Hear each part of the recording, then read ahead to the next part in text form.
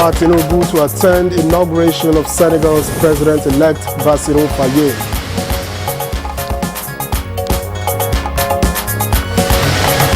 Nigerian Army inaugurates civil-military cooperation projects in tackling security challenges.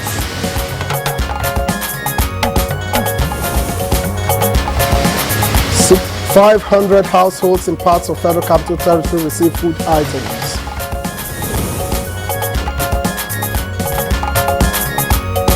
And on Good Morning Nigeria today, we shall focus on recapitalization of banks.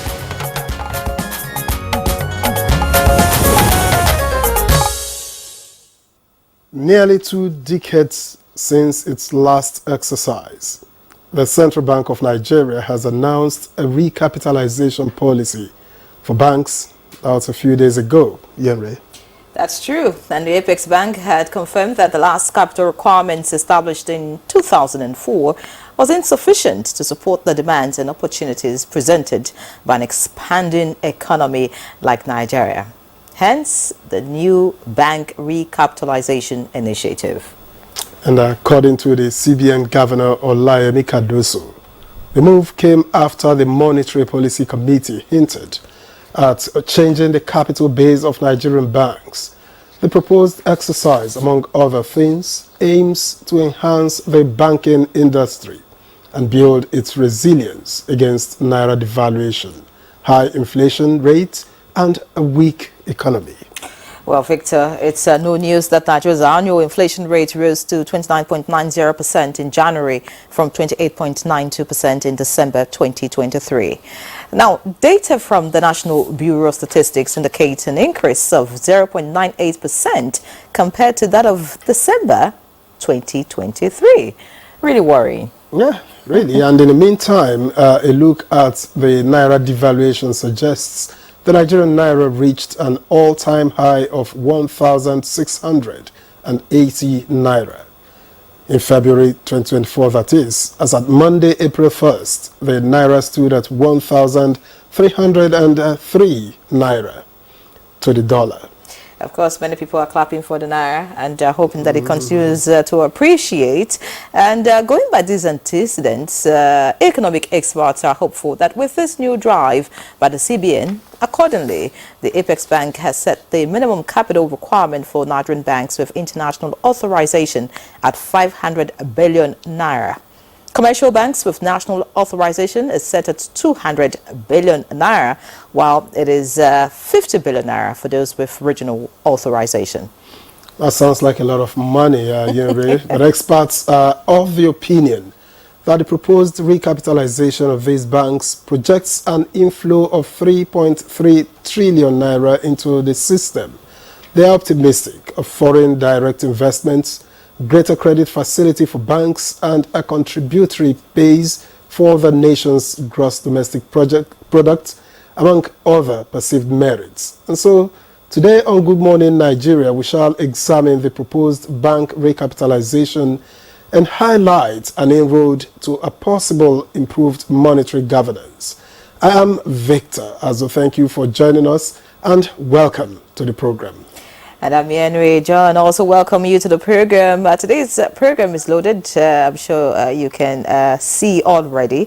We're reaching you live on the network service of the NTA right here in Abuja. I would have the newspaper review, but for now, let's take a look at what is trending as far as the news is concerned. And Zenret Dingmom has the morning news. Zenret, good morning to you. Good morning, Henry, Victor. And here's morning news. President Bola Tinubu is scheduled to be one of the special guests to attend the inauguration of Senegal's President-elect Bassirou Diomaye Faye. A statement by the Presidential Advisor on Media and Publicity, Ajuri Ngilali, indicates that the President's one-day trip to the West African country is on the invitation of the Republic of Senegal. President Tinubu, who is the chairman of ECOWAS Authority of Heads of State and Government, will join other regional leaders to witness the inauguration at the Mniado Exhibition Center on Tuesday, 2nd of April. The Chief of Army Staff, Lieutenant General Tarid Lagbaja, has described the Special Intervention Civil-Military Cooperation Project scheme as part of the Nigerian Army's non-kinetic approach in tackling security challenges in the country. This was in a message at the inauguration of 4 projects executed under the Initiative for Communities in Sokoto State. Projects are also designed to complement the already existing basic services, amenities and infrastructures of the state in these communities. Hence, I am glad that Sokoto State is privileged to have one of such.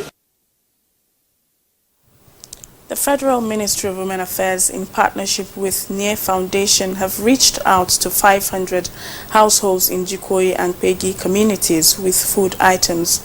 The gesture is in line with the spirit of giving during the Easter celebration and Ramadan. I thank all of them. I thank them very well. I'm very happy. It's within our mandate to ensure that the welfare and the livelihood of Nigerian women and children are prioritized. It's part of the tradition of NTA Foundation to reach out to people in different communities. The quest of Nigerian youths for socio-economic growth will be better realized if they can key into opportunities that abound in ongoing programs and interventions by the current administration.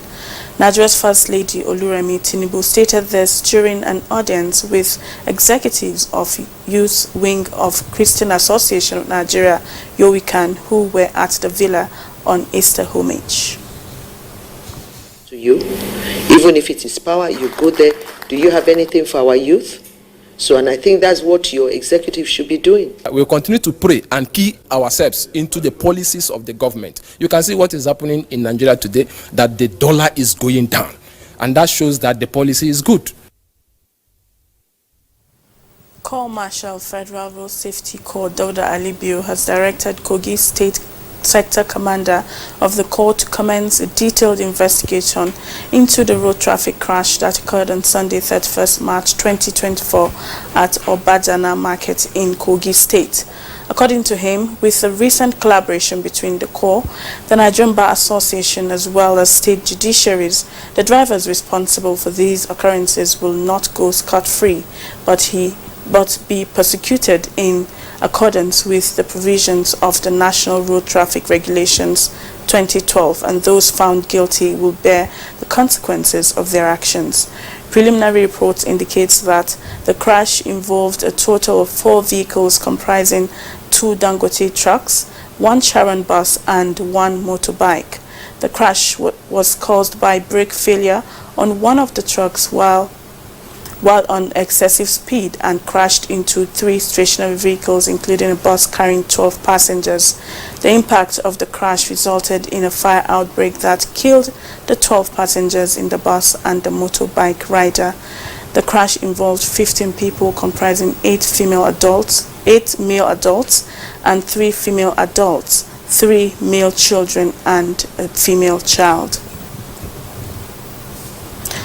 And that's the news for now.